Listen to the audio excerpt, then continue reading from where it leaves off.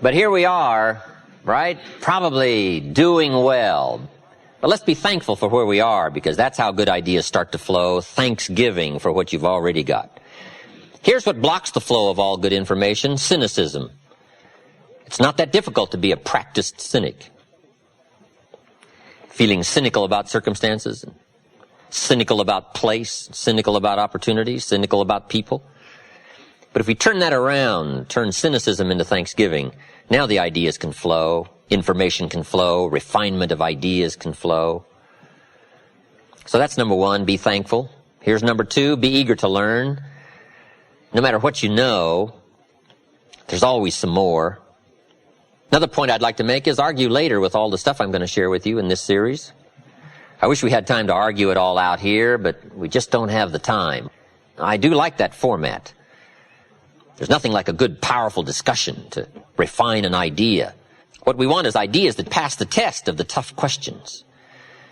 And it's good to be around people who can ask the tough questions. Debate has a unique way of refining ideas that can become of value. And if we had time to argue and debate all this stuff I'm going to share with you, I would find that beneficial, but unfortunately we don't. But here's what I ask you to do. Argue with all this stuff later. Go back over your notes and relive the experience and think about what we've shared with you here. The key is to stimulate the mind, to think thoughts and to think ideas, to open up channels of information. Refinement of intellect is where the future fortune lies. But be eager to learn.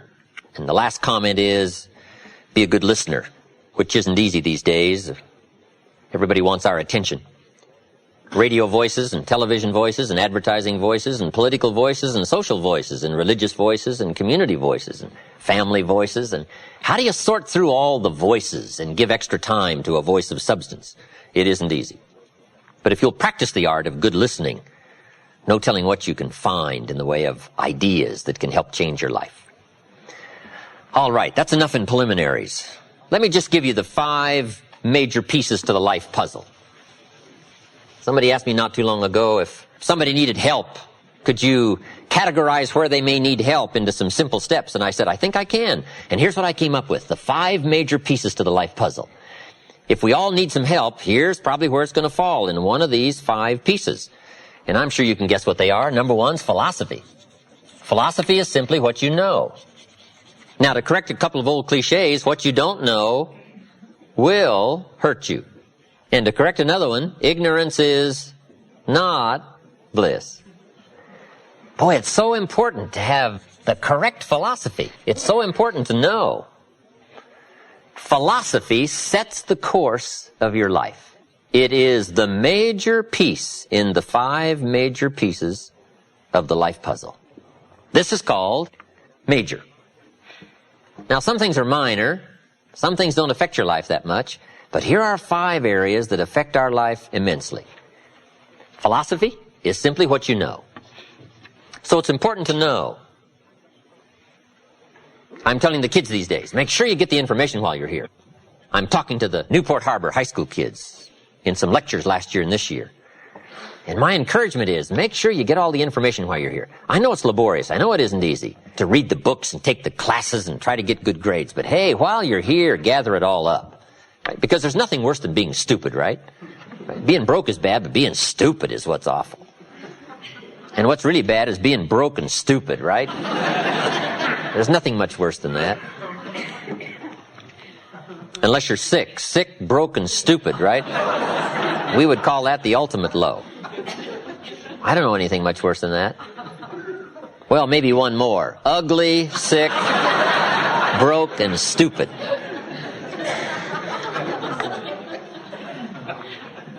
So to correct all that, here's number 1. You've just got to know, because what you don't know will affect your economic future the next 3 years, 5 years. The book you miss will make a difference. Right? The information you don't get will make a difference in the legacy of your equities over the next few months, the next few years. So philosophy, this is where it all begins. Now, I've divided philosophy into 3 parts. 1 is basic, starting out philosophy. The baby starts processing information right away. Cold is bad, warm is good, hungry is awful, food is terrific. The baby starts reacting and processing information and having certain reactions to it. So our philosophy starts early, gathering information and reacting to it. Next is expanded philosophy. At least enough philosophy to be gainfully employed and offer a value to society and find your place in the marketplace. You know, be a reasonable, decent human being. Expanded philosophy. But now how do you become wealthy and powerful and sophisticated, influential and unique?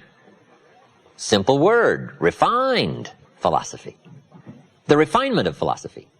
The extra studies and the extra books and the extra classes and the extra thinking, the extra pondering, the extra give and take of testing ideas and debate and discussion.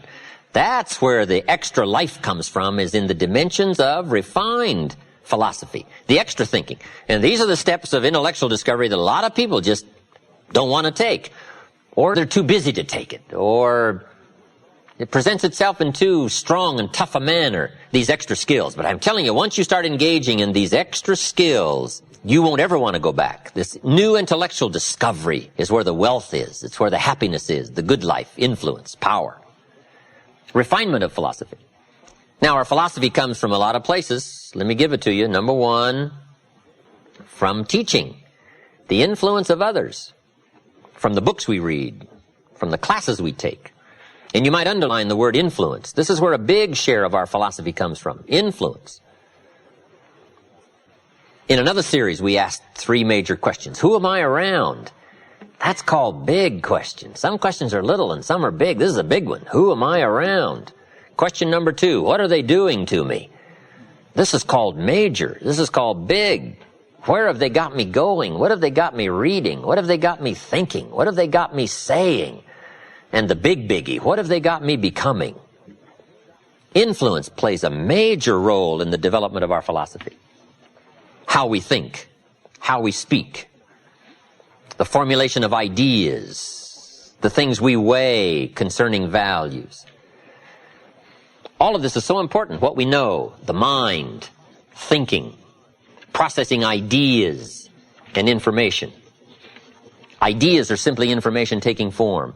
But this whole process of mind and thinking and knowing and processing ideas and information, this is so important because it determines the major piece of the 5 pieces of the life puzzle, philosophy.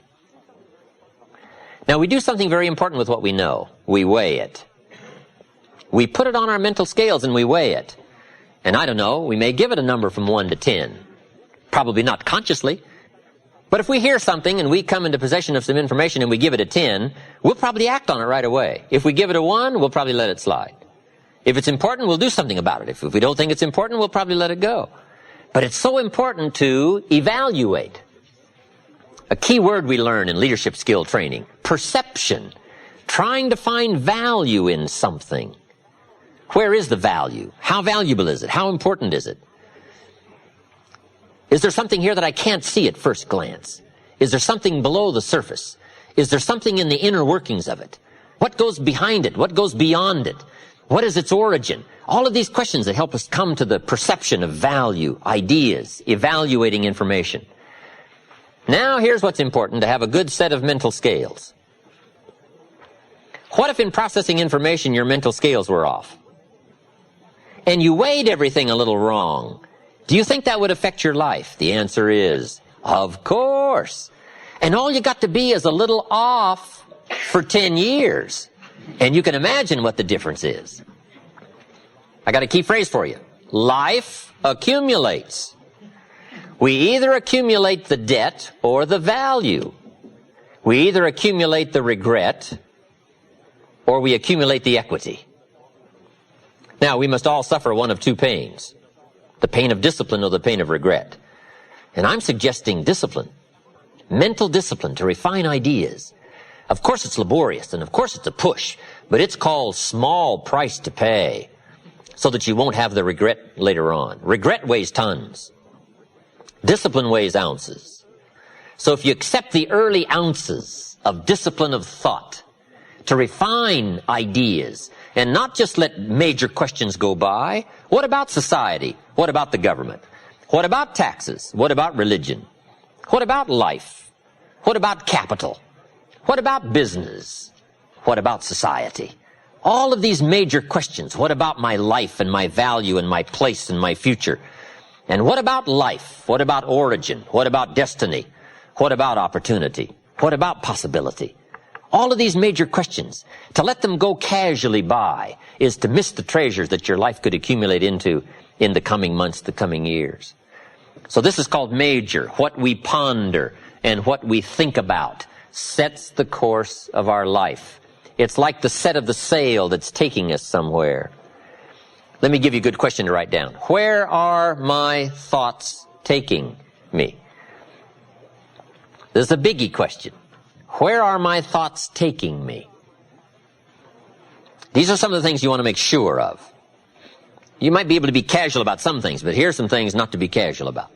My philosophy is taking me somewhere. Big question, where? The accumulation of equity will either be there or won't be there. Life accumulates. And I'm either accumulating debt that I'll be sorry for, or I'm accumulating value that I'll be happy about.